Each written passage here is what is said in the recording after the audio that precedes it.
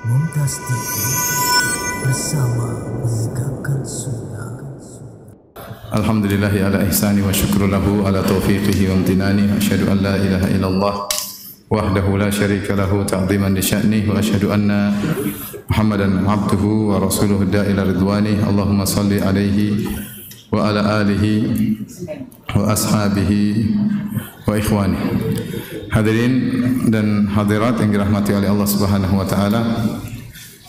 Pada kesempatan kali ini insyaallah kita akan menyampaikan materi tentang agar hidup lebih bermakna.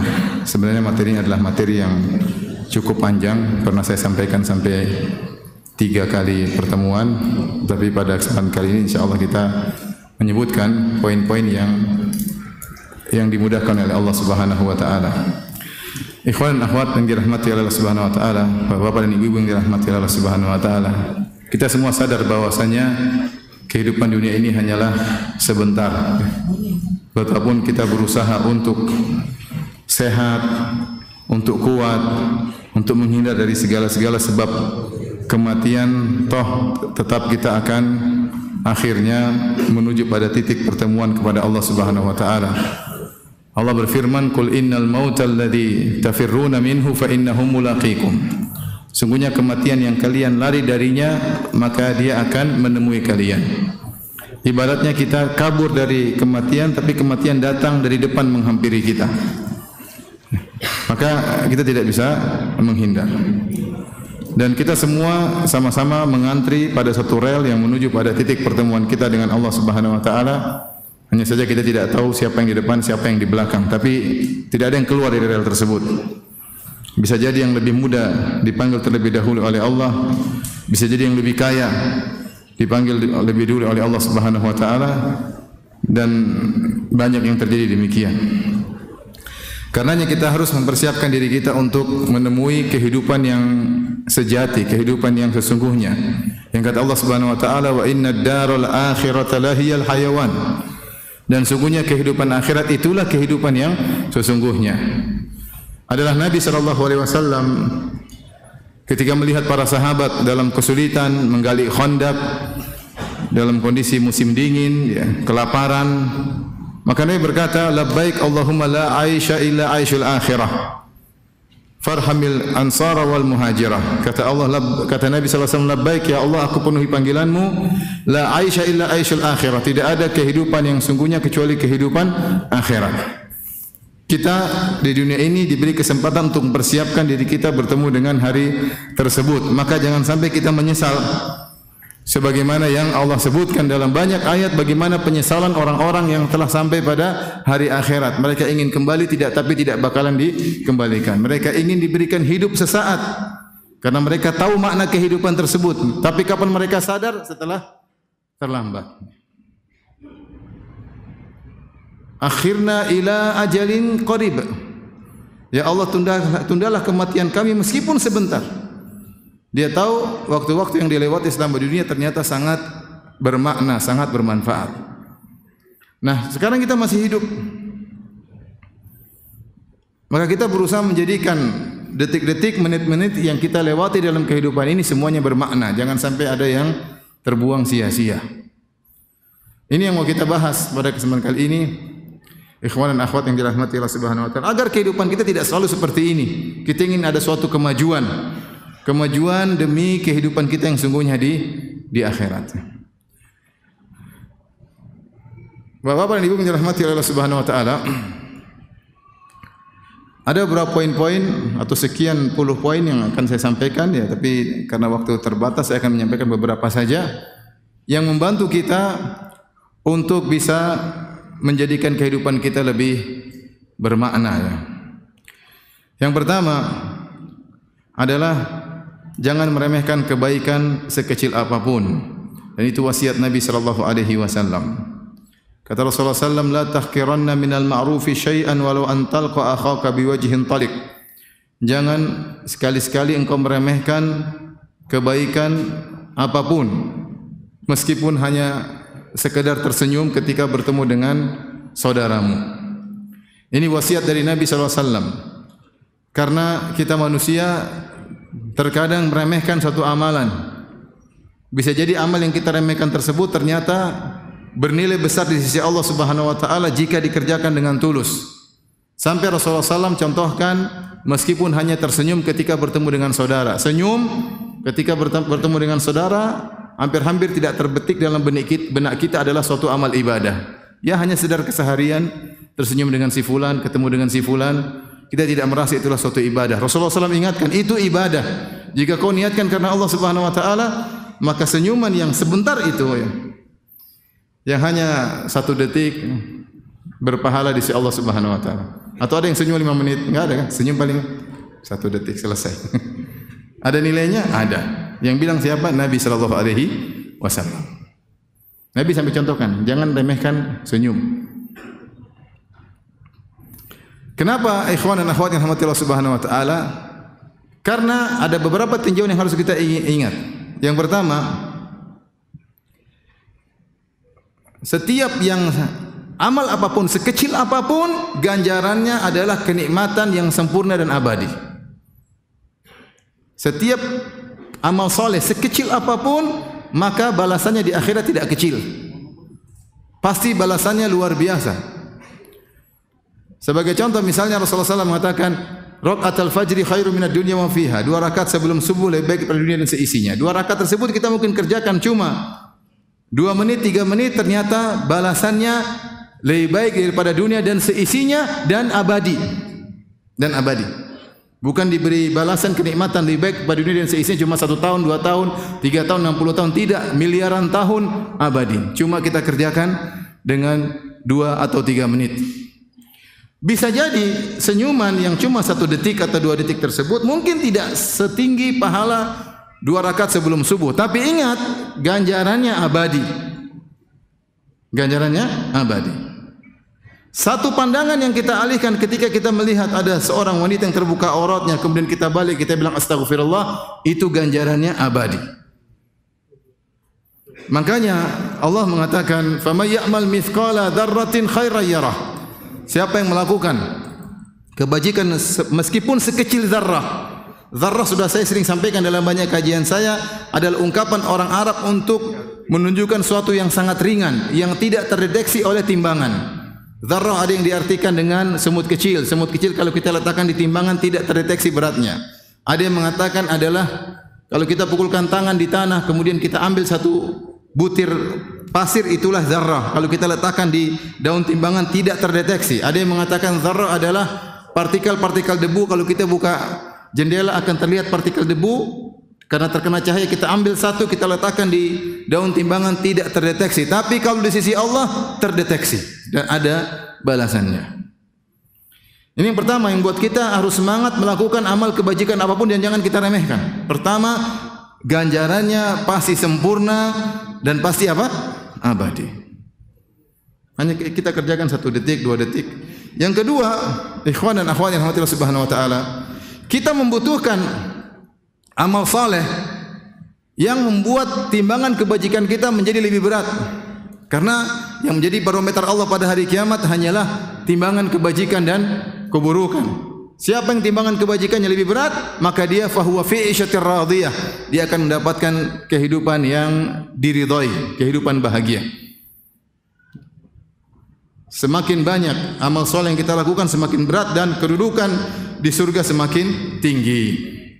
Jadi dan itu dampaknya akan selama-lamanya. Artinya begini, kalau seorang di akhirat nanti si A dan si B sama-sama masuk surga. Yang satu di level 10, yang satu level 20 lebih tinggi. Itu akan begitu abadi selama-lamanya.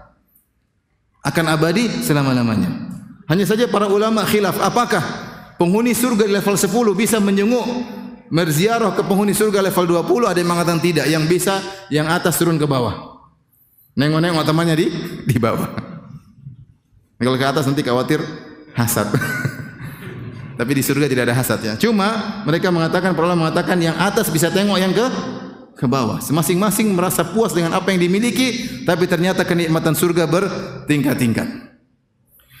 Intinya apapun yang kita lakukan, kebaikan sekecil apapun di mata kita kerjakan. Ada pasti pengaruhnya pada kehidupan akhirat kita. Agar hidup kita di dunia lebih bermakna dan di akhirat lebih-lebih lagi bermakna.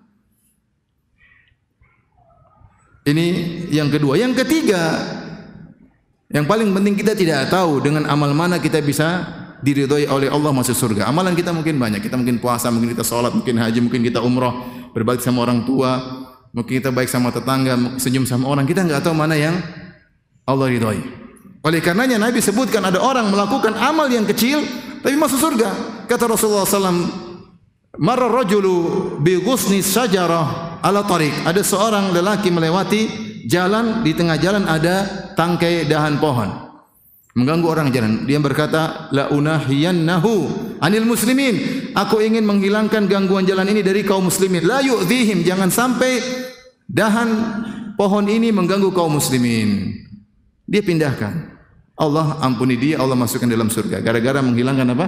Gangguan dari jalan. Padahal kalau kita lihat hadis Nabi SAW, ketika Nabi menjelaskan tentang tingkatan-tingkatan cabang-cabang keimanan, ini paling rendah. Kata Nabi, al-imanu bitun wa sab'una syu'bah. Iman itu 70 sekian cabang. A'laha kalimatul la ilaha illallah. Yang paling tinggi adalah la ilaha illallah, wa adnaha imatatul adha 'anit thariq. Yang paling ringan, yang paling rendah cabang keimanan dari 73 tersebut adalah menghilangkan gangguan dari jalan. Orang ini melakukan cabang keimanan yang paling rendah, tapi ketika dia tulus, ketika dia ikhlas, sebab Allah masukkan dalam apa?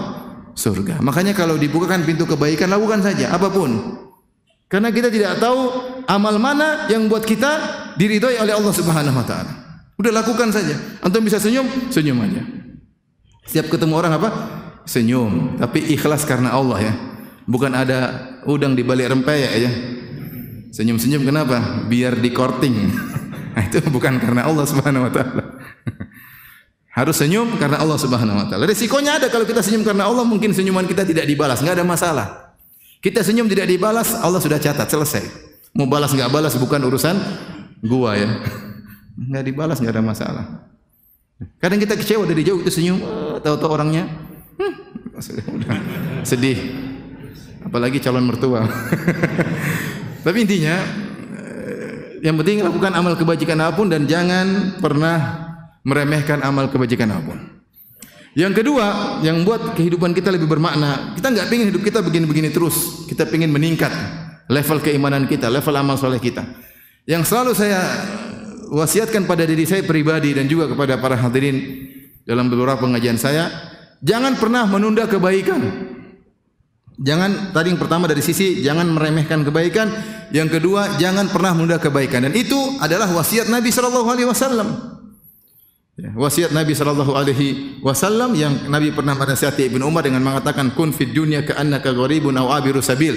Kemudian Ibnu Umar berkata, "Idza asbahta fala tantadhiril masa." Kalau kau sudah tiba di pagi hari, ada amal yang bisa kau kerjakan, jangan kau tunda-tunda sore hari. Wa idza amsaita, kalau kau punya target amal di sore hari, fala tantadhiris sabah, jangan kau tunda-tunda sampai pagi hari. Itu seorang yang beriman. Punya amal soleh, terbetik langsung lakukan. Jangan kalian tunda-tunda. Contoh, kita lagi jalan, tahu-tahu kita lihat ada orang miskin, kita kasihan. Saat antum kasihan, antum sedang diberi daya oleh Allah. Ada duit, kantong enggak ada, coba di bawah. 10.000 kasih, enggak usah ragu-ragu. Jangan tunda, jangan pikir-pikir dua kali, langsung kasih aja. Nah, jangan ditunda-tunda, jangan dipikir-pikir. Biasakan diri seperti itu, maka kita akan beruntung. Akan banyak amal saleh yang kita lakukan. Terlalu kita banyak mikir, aduh. Akhirnya banyak amal yang tidak kita kerjakan. Ini contoh sederhana. Kalau antum lagi berjalan di rumah tiba-tiba, atau antum lagi di rumah tiba-tiba terbetik, kok saya ingin sholat duha, langsung berdiri wudu sholat duha, jangan tunda-tunda.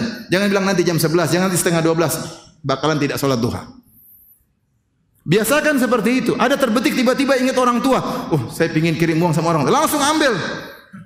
Ternyata nol. Yang penting Allah sudah catat ada pahala niat untuk apa? Transfer. Lupa duit nggak ada ya. Sudah dicatat atau tidak?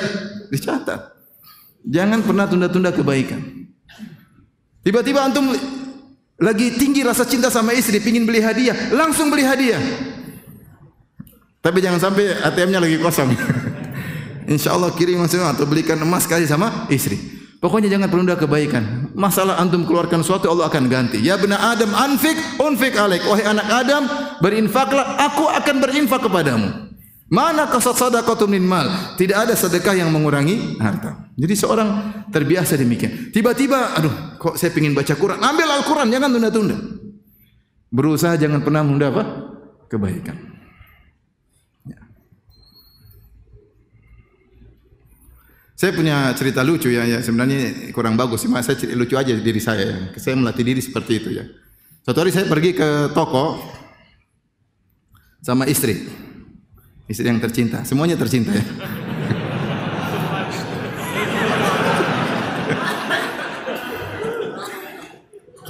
Saya naik ada toko tersebut agak naik, itu barang-barang saya sama istriku ya.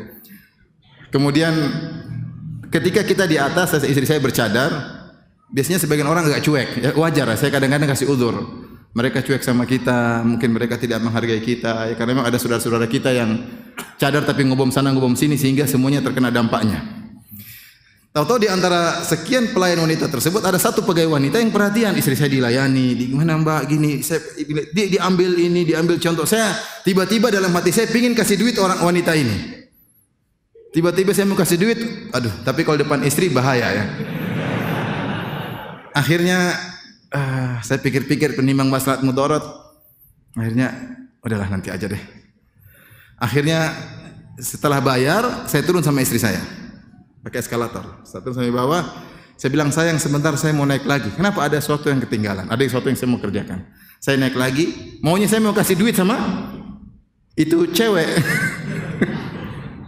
Waktu saya mau kasih, saya bingung yang mana tadi. Saya tadi kurang mandangnya, kurang lama. Jadi tidak hafal. Ini contoh, saya tidak hafal mukanya. Contoh, subhanallah, lewat dari saya, luput. Akhirnya saya tidak bersedekah pada saat itu. Belum tentu hati saya tergerak setiap saat. Maksudnya ikhwan, ini sekedar contoh. Sebenarnya saya tidak mau ceritakan, cuma ini karena lucunya di situ. Intinya kalau kita punya niat terbetik, Allah kasih hidayah, jangan tunda-tunda. Hidup kita lebih bermakna. Ini jadi masalah nanti. Penyakit yang selalu diingatkan oleh para ulama, taswif. Taswif itu saufa, akan saya lakukan, akan saya lakukan. Nanti kalau begini, akhirnya kita tidak melakukan. Akhirnya kita tidak melakukan. Makanya ada seorang buat tulisan judulnya kisah singkat. Apa kisah singkat tersebut? Seorang bermaksiat di malam hari, kemudian dia besok saya mau bertobat. Tahu-tahu dia tidak bangun lagi. Tahu-tahu tidak bangun lagi. Waliyadzubillah. Baik. Ini perkara yang kedua, jangan pernah menunda-nunda kebaikan. Sekarang yang ketiga,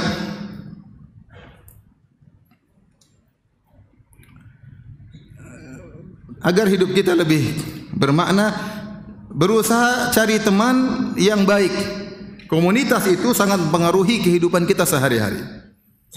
Jangan salah pilih teman. Jangan salah masuk grup. Punya teman tidak usah banyak-banyak. Siapa yang suruh punya teman banyak-banyak? Rasulullah SAW mengatakan, Al-maru ala dini khalilihi falyanzur ahadukum man yukhalil. Seorang berdasarkan agama temannya. Maka hendaknya salah seorang dari kalian memilah-milih, memfilter, menseleksi siapa yang akan menjadi temannya. Rasulullah SAW menyebutkan perumpamaan, mathalu al-jalisi salih wal jalisi su. Perumpamaan teman yang baik dengan teman yang buruk seperti kahamilil misk, seperti orang penjual minyak wangi, wa nafikhil qir, seperti yang teman buruk seperti pandai besi. Adapun hamilul misk, adapun penjual minyak wangi, ya, imma an tahdiyaka, mungkin engkau dapat hadiah dari dia, imma an tabta' minhu, kau beli dari dia, atau kau dikasih hadiah dari dia, au an tajida minhu rihan thayyibah, atau kau dapatkan aroma yang baik. Pasti ada manfaatnya. Entah dia baik, dia kasih minyak wangi sama antum, kalau enggak antum beli, kalau enggak paling tidak jalan sama dia kecipratan bau minyak wangi. Adapun nafikhul khair, adapun pandai besi, imma an yahtarik thiyabuk, atau bisa jadi bajumu terbakar gara-gara dekat dengan dia, ya. Au tajida minhu rihan khabitha, atau kau mendapatkan darinya bau yang tidak enak. Ya, namanya bergaul dengan lokasi yang tidak enak akan terkecipratan. Ini dalil bahwasanya teman itu punya pengaruh luar biasa. Perkataan pepatah Arab, as-sahibu sahib, namanya teman itu menggeret. Maka kita dalam kehidupan ini, hidup kita cuma umur terbatas. Jangan terlalu banyak teman. Terlalu banyak teman, terlalu banyak aktivitas. Kebanyakan aktivitas tersebut akhirnya tidak terarah, akhirnya kita buang-buang umur. Kita buang-buang usia. tahu-tahu kita sudah tua, tahu-tahu sudah tidak kuat lagi, tahu-tahu bertemu dengan Allah, kemudian kita tahu ternyata hidup kita selama ini tidak bermakna. Oleh karenanya, jangan ragu-ragu untuk selektif dalam berteman dan jangan ragu-ragu untuk left dari pertemanan yang tidak mendatangkan manfaat akhirat bagi kita. Ustaz, bagaimana cara kita berteman dengan teman yang baik? Coba kau berteman dengan dia. Kalau kau merasa berteman dengan dia semakin dekat dengan Allah, pegang teman tersebut sekuat-kuatnya. Kalau kau evaluasi, saya berteman dengan dia selama seminggu, selama 2 minggu, selama sebulan, kok saya semakin jauh dari Allah? Kok semakin malas ke masjid? Kok pikirannya duniawi melulu? Jangan ragu-ragu, tinggalkan dia. Selamatkan dirimu. Ya. Karena pengaruh teman luar biasa dalam aktivitas kita sehari-hari. Makanya contoh yang menarik disebutkan oleh para ulama tentang manfaat teman seperti anjing Ashabul Kahfi. Anjing Ashabul Kahfi, Allah sebutkan anjing tersebut berulang-ulang dalam Al-Quran. Ayaquluna sab'atu wa thaminuhum kalbuhum. Jumlah mereka ada yang 3, 4, anjingnya yang kelima. Jumlah mereka adalah 7, yang ke-8 adalah anjingnya. Anjing disebut-sebut. Wa kalbuhum basitun dhira'ihi bil wasit. Adapun anjingnya kemudian berjaga di depan gua, anjing disebut-sebut. Gara-gara berteman dengan Ashabul Kahfi 7 orang yang soleh, sampai anjing tersebut disebut-sebut dalam Al-Quran. Bahkan sebagian ulama mengatakan anjing tersebut juga mendapatkan karomah.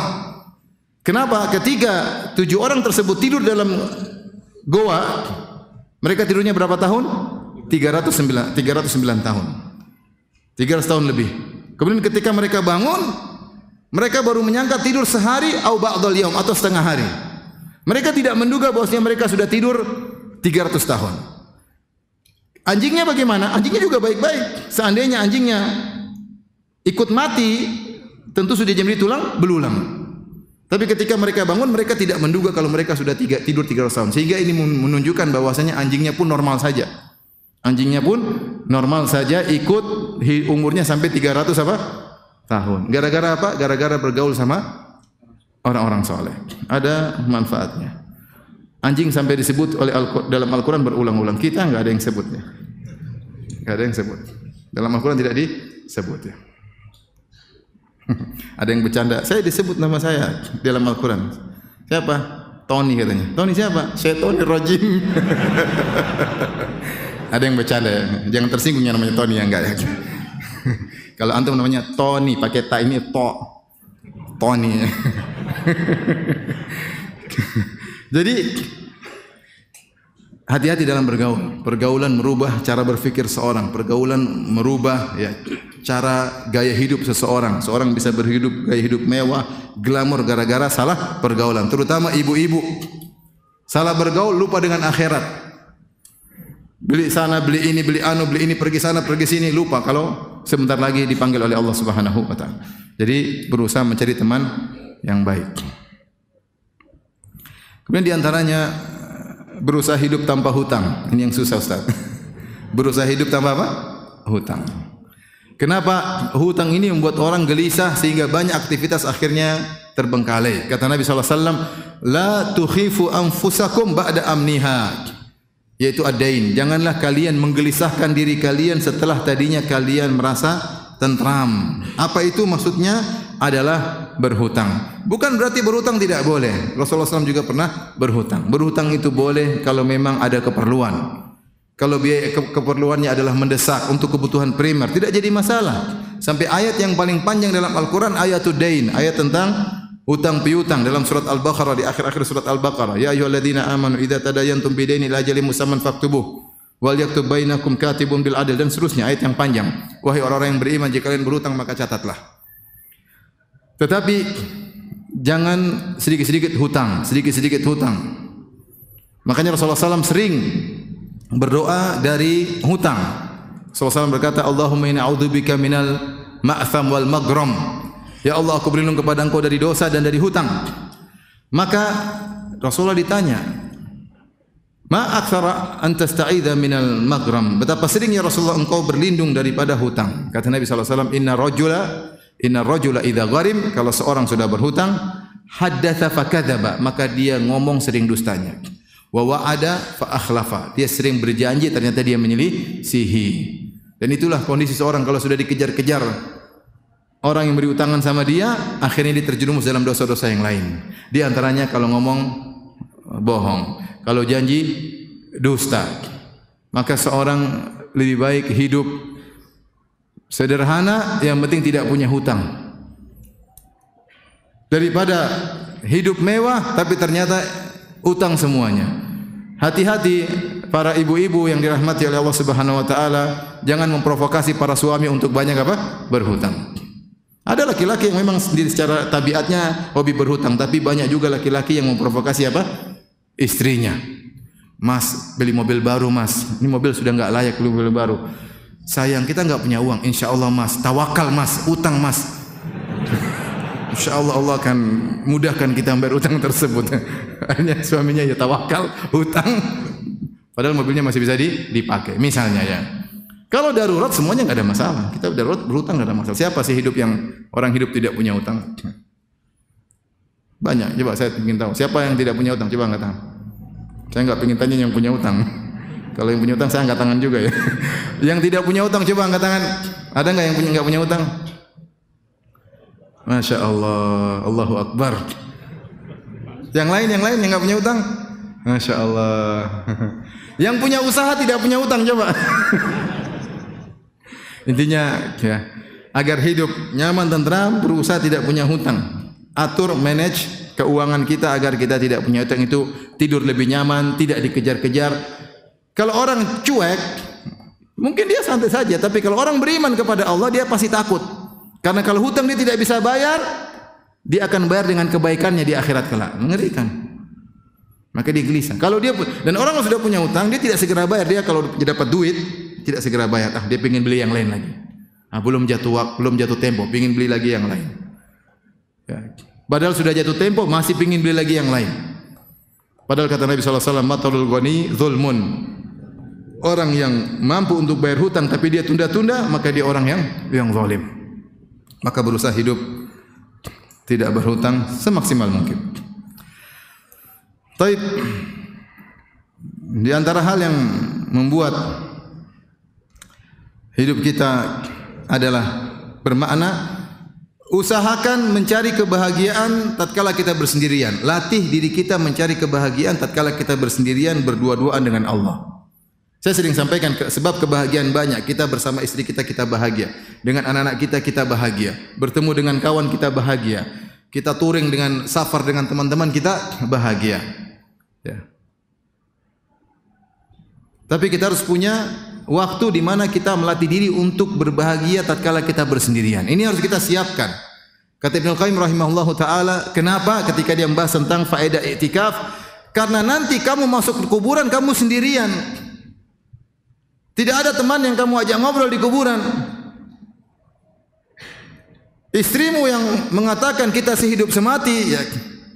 Ketika kamu mati dia tidak ikut mati sama kamu. Kita sendirian.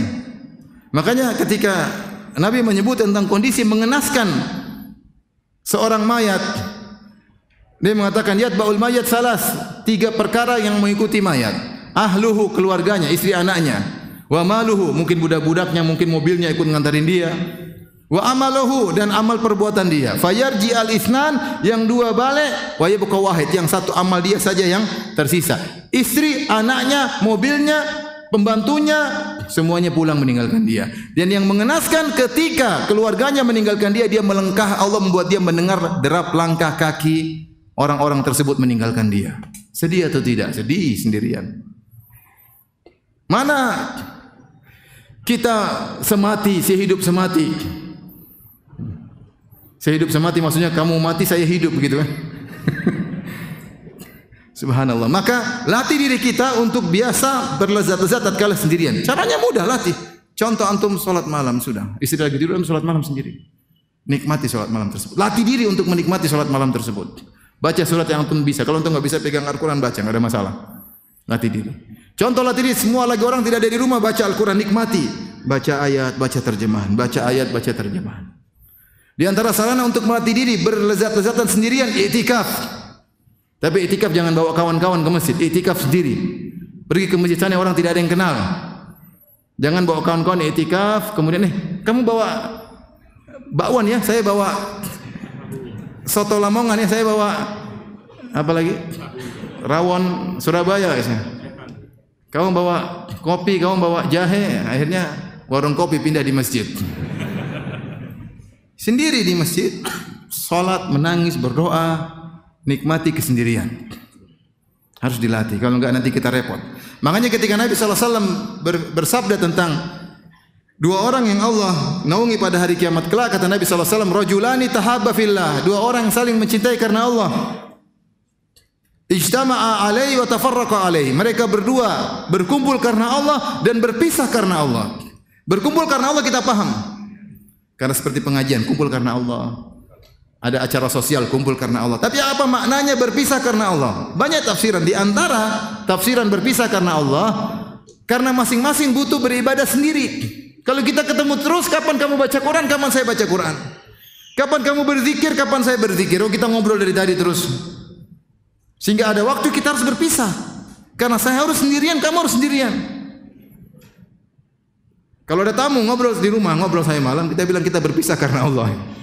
Kamu pulang, saya pingin sholat malam. Kalau enggak, ngobrol terus sampai jam 12, gimana? Itu di antara isyarat dari Nabi bahwasanya kita butuh untuk berlezat-lezat tatkala sendirian, dan kita harus siapkan hal tersebut. Ya ikhwan, kita kalau sudah dikubur, akan berapa lama kita dikubur? Mungkin lebih panjang daripada usia kita ketika di dunia. Ada orang sudah dikubur ratusan tahun yang lalu, ada orang dikubur sudah ribuan tahun yang lalu. Ada atau tidak? Ada. Oleh karenanya kita akan masuk dalam alam kesendirian yang sangat panjang. Siapkan diri kita sering berlezat-lezat tatkala sendirian berdua dengan Allah. Banyak, baca buku agama, tulis, putar ceramah YouTube, ambil buku, tulis, dicatat. Sudah, itu kita nikmati. Ada saatnya kita tutup semuanya, kita ngobrol sama istri, ada kebahagiaan tersendiri. Ada saatnya kita ketemu teman-teman, kita bahagia sendiri, tapi siapkan kebahagiaan tatkala bersendirian. Maka hidupnya akan lebih bermakna. Kalau orang penuntut ilmu betapa indah, duduk di meja, kemudian buka buku, ditemani kopi, masya Allah, sama roti. Yang enak mananya? Ya roti enak, kopi enak, baca buku juga apa? Enak. Sendiri, nggak ada orang, udah sendiri. Ngetik, tulis, nikmat. Ya.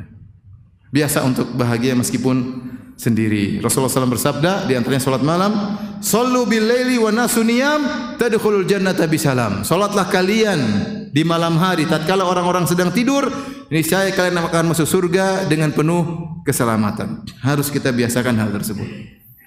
Ya. Harus. Kalau enggak dilatih enggak bakalan. Kita selalu cari kebahagiaan dengan manusia. Kapan kita mencari kebahagiaan dengan Allah Subhanahu wa taala, bersendirian dengan Allah Subhanahu wa taala?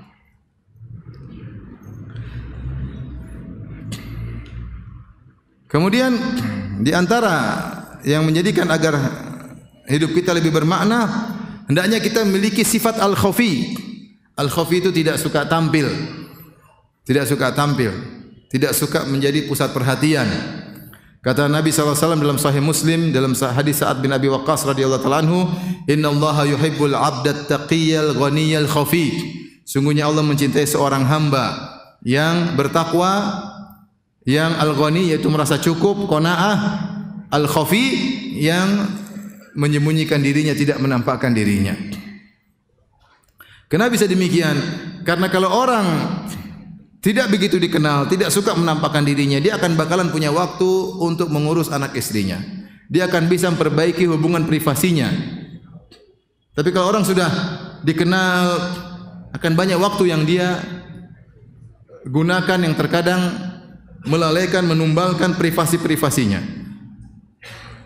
Antum kira kalau sudah jadi orang terkenal kemudian pasti bahagia? Betapa banyak orang tersiksa dengan ketenarannya. Terlalu terkenal, kemudian perkataan netizen menjadi bahan pertimbangannya. Nanti apa kata orang, apa kata netizen, apa kata follower, ditinggalkan oleh follower dan macam-macam. Akhirnya dia lebih sibuk mengurusi followersnya daripada anak istrinya. Kalau dia terkenal baru jalan sedikit, tahu-tahu dikerubungi orang, minta foto lah, minta inilah, minta anu. Anak istrinya di belakang nunggu, cuekin. Dan tidak enak terlalu berinteraksi dengan banyak orang. Kalau antum bisa tidak tampil, itu lebih baik. Makanya Rasulullah SAW tidak suka dengan perbuatan-perbuatan yang buat tampil beda. Rasulullah SAW benci dengan libasus syuhrah. Man labisa libasa syuhrah fid dunya albasahu Allahu libasal madallah yaumil qiyamah. Siapa yang memakai pakaian ketenaran di dunia, Allah akan bikin dia memakai pakaian kehinaan pada hari kiamat. Apa itu pakaian ketenaran? Pakaian tampil beda. Semua orang ngeliatin.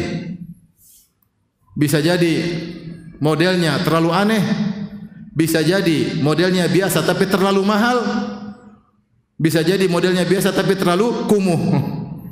Semua yang bisa menampilkan perhatian maka tidak disukai oleh Nabi sallallahu alaihi wasallam.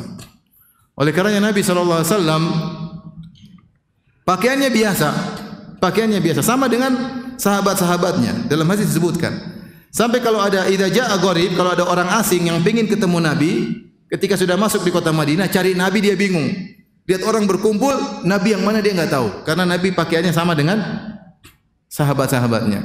Sampai karena kejadian sering berulang, kalau ada yang cari Nabi dia bingung yang mana, maka para sahabat meminta agar Nabi membuat semacam tempat agak tinggi, agar Nabi ketika menyampaikan materi atau wejangan, Rasulullah duduk di tempat yang tinggi sehingga orang yang asing ketika datang langsung tahu itu Rasulullah sallallahu alaihi wasallam. Kenapa sampai dia tidak tahu mana Nabi mana ini? Karena Nabi bajunya sama dengan yang lainnya.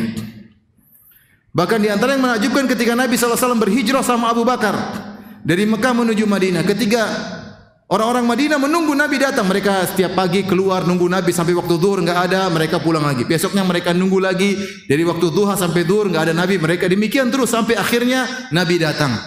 Ketika Nabi datang maka para sahabat menyambut Rasulullah SAW dan banyak di antara mereka yang belum pernah melihat Nabi SAW. Ketika Nabi datang sama Abu Bakar, banyak di antara mereka ketika mengatakan selamat datang wahai Rasulullah, matanya tertuju kepada Abu Bakar. Nabi datang sama siapa? Abu Bakar. Jadi semuanya selamat datang Rasulullah. Abu Bakar juga bingung. Yang dilihat siapa? Abu Bakar. Semua orang menyambut Abu Bakar, ternyata Nabi yang satunya. Sampai ketika ada terik matahari mengenai Nabi, Abu Bakar kemudian mengambil selendang menaungi Nabi, baru mereka tahu oh Nabi yang satunya rupanya. Kenapa bajunya sama? Oleh karena saya katakan seorang berusahalah khafi, tidak terlalu banyak urusan sama orang. Kalau ada keperluan-keperluan yang bermanfaat, jangan terlalu tampil, jangan pengin dilihat, jangan pengin dikenal, jangan. Akan banyak kebahagiaan anda yang akan anda korbankan, dan akan banyak waktu untuk beribadah akan hilang. Terlalu banyak interaksi. Kita yang dalam hidup kita butuh ngaji, kita butuh zikir pagi petang, kita butuh bercanda, bermesraan sama istri, kita butuh ngobrol sama, kita gendong anak-anak, kita ajak jalan-jalan, butuh. Kita butuh salat malam. Nah, kalau kita ngobrol sampai malam, kapan salat malamnya? Kalau tiap hari ketemu teman, kapan kita bermesraan sama istri? Akhirnya banyak privasi kita yang menjadi ditumbalkan, kebahagiaan hilang dan hidup tidak bermakna. Hidup tidak bermakna. Allah Ta'ala alam bisawab.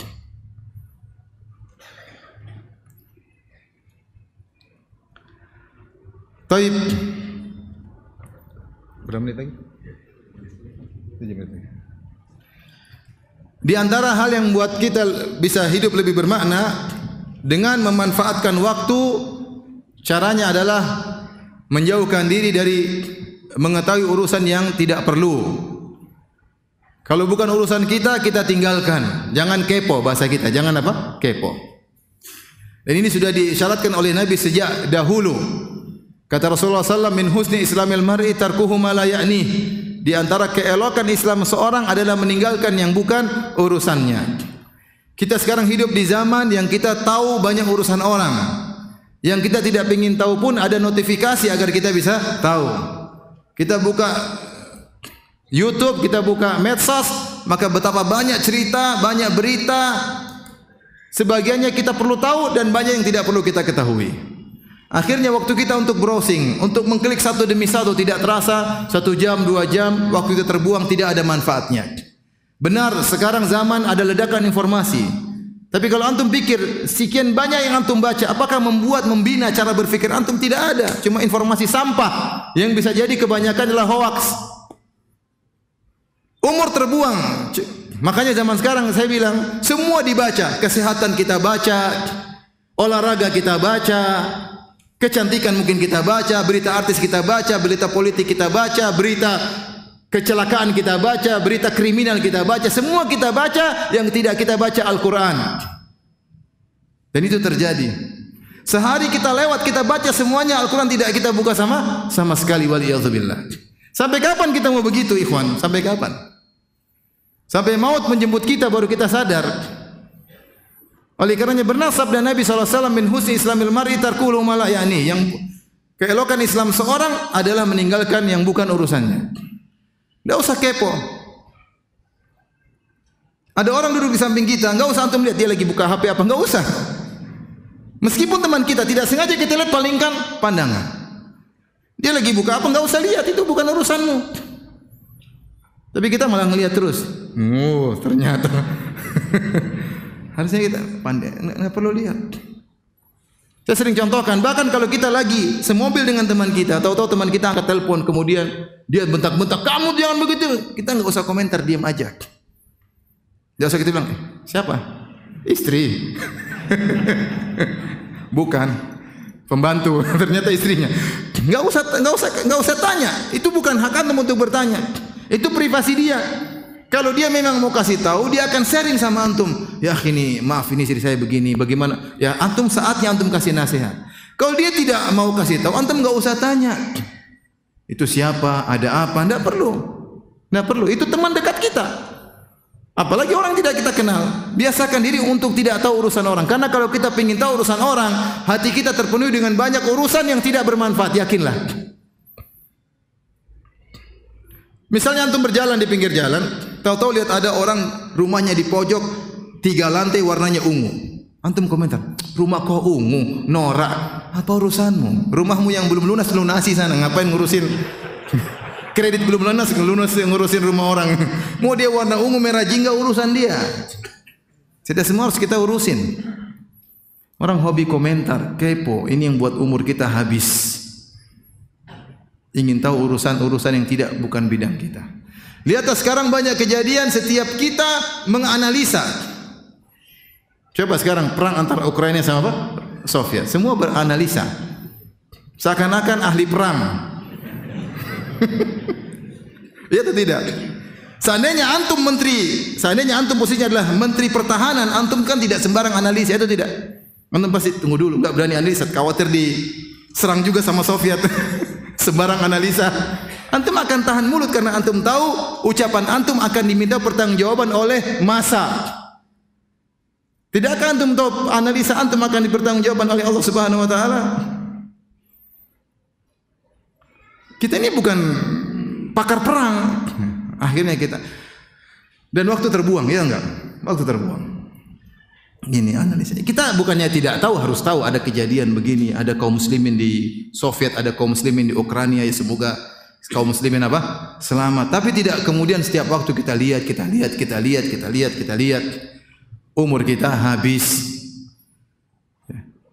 Ibu-ibu hati-hati dengan berita artis. Ibu-ibu, sebagian ibu ada berita artis, ikut terus artis ini, ribut sama suaminya, harta gona gini, jadi janda, ada yang naksir, ikut terus beritanya. Sampai ada artis atau seorang suaminya meninggal, ibu-ibu pada nangis. Suami orang meninggal, ibu-ibu pada nangis. Suaminya diomelin, dia tidak nangis. Ini gara-gara terlalu kepo, buang-buang umur, buang-buang waktu. Hati-hati dengan medsos. Habis waktu kan? Jadi gimana sekarang? Azan. Terus saya jawab ya. Silakan ya, kalau yang mau azan silakan, habis itu kita buka tanya jawab.